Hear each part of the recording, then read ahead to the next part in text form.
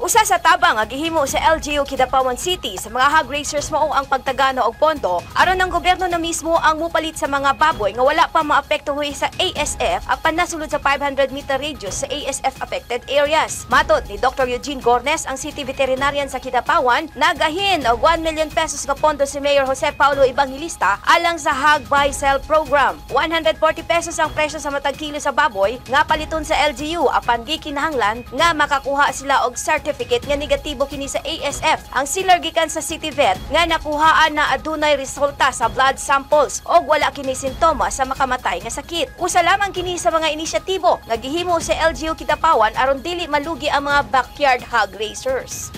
Then mo ato sila sa opisina to show the requirement para matagaan na to sila og veterinary health certificate na para at least nag-permit sila nga pwede na ihawon ang baboy.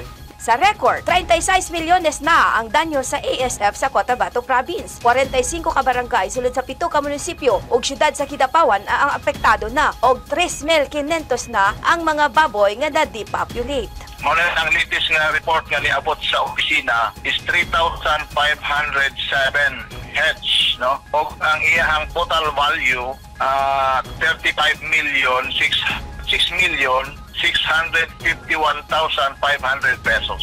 Nanawagan karon og kooperasyon sa katawhan hilabi na sa mga nagbuhi og baboy nga mo report dayon sa mga otoridad kung adunay madiskitahang sintomas sa ASF sa mga binuhing baboy aron dili mo kuya na pag-ayo ang sakit. Ang mga lugar nga apektado sa ASF mo ang munisipalidad sa Makilala, Antipas, President Rojas, Pigkawayan, Matalam, Tulunan, Mlang ug Kidapawan City nga moabot sa 348 hog raisers ang apektado.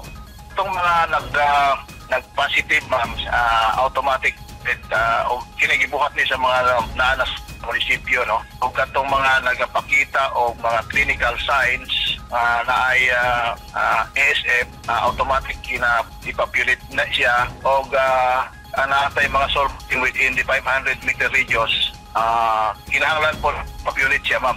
Ginahulat na lamang ni Mang Liwan ang guidelines gikan sa Department of Agriculture sa paghatag og indemnification kon bayad sa danyo sa ASF niadto sa mga hog raisers kansang mga binuhing baboy ang gipangpatay. Gikan diri sa Kidapawan City, Esther Roque, Newsline Philippines. Stay safe.